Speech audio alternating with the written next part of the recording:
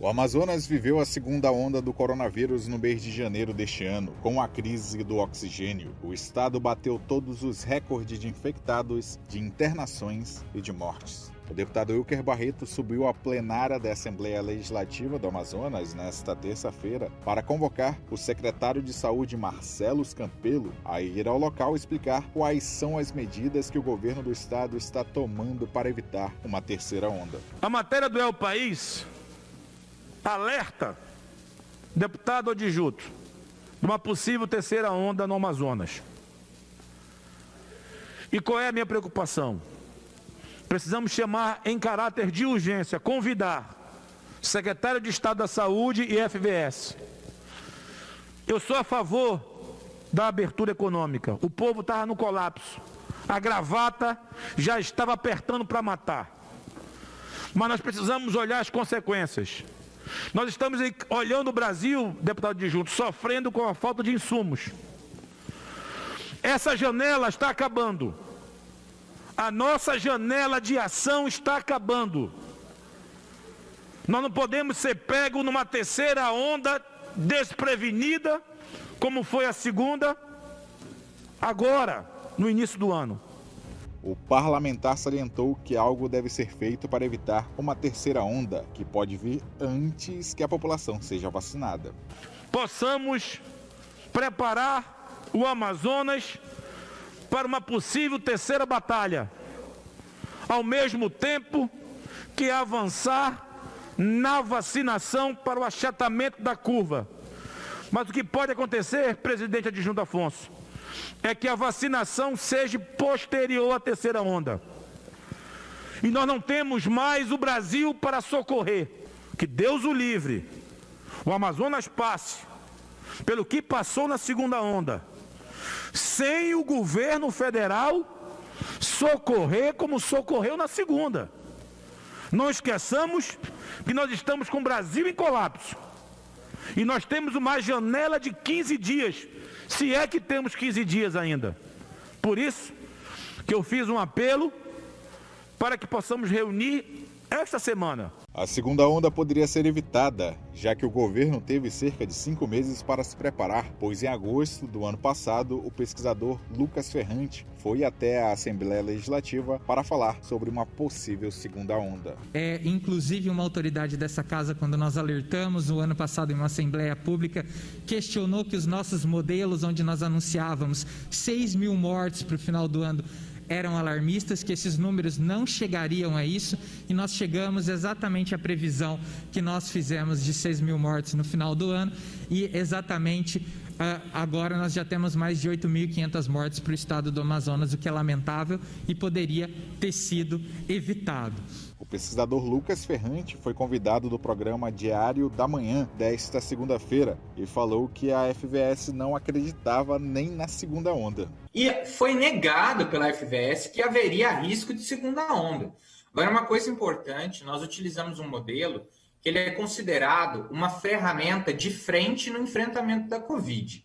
Ou seja, é uma ferramenta primária com capacidade de anteceder esses resultados com meses de antecedência, porque não se pode esperar aumentar os casos para tomar uma atitude. A FVS duvidou dos pesquisadores e chegou a dizer que não havia forma de prever com antecedência uma segunda onda. Inclusive, em uma nota oficial, a FVS negou que existia uma ferramenta capaz de predizer esses resultados com tanta antecedência, demonstrando uma intensa capacidade de não conhecimento da própria literatura científica, né, na tomada de decisão sobre a pandemia do Covid-19, que nos espanta muito essa incapacidade de gerir a pandemia aqui em Manaus e esse completo apagão que vive o governo do estado do Amazonas ao lidar com essa situação. O secretário Marcelo Campelo declarou em audiência pública da Comissão da Saúde da Assembleia que ele não sabia e não tinha como prever uma segunda onda e também a falta de oxigênio. Nunca se falou nessa possibilidade, nunca se aventou isso, porque nunca houve essa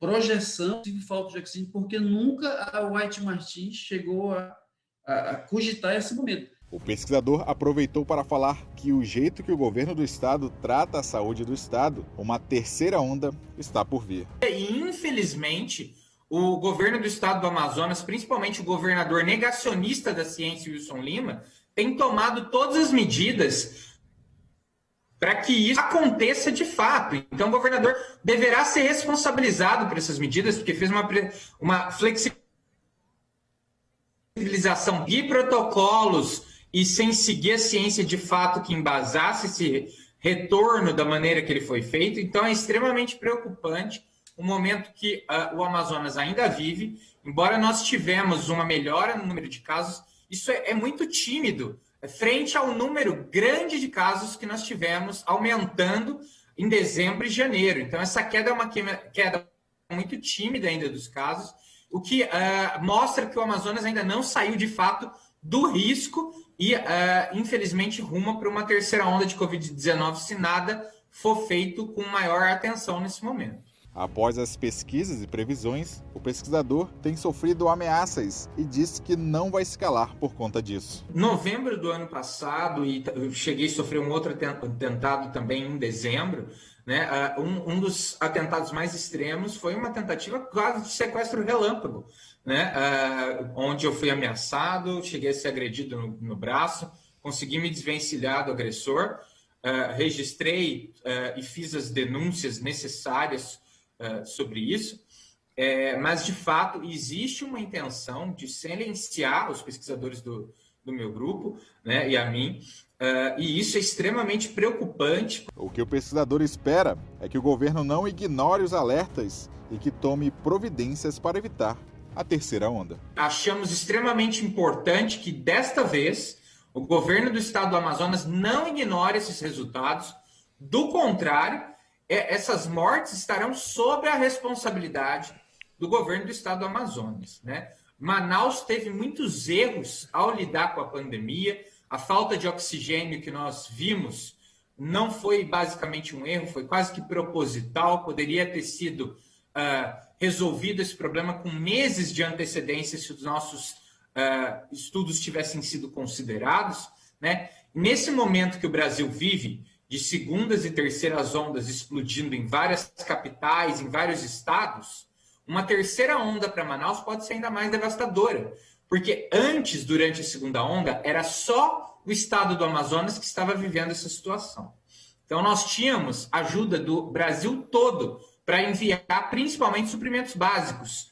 Nesse momento, isso não irá ocorrer, porque existe uma demanda para todos os estados.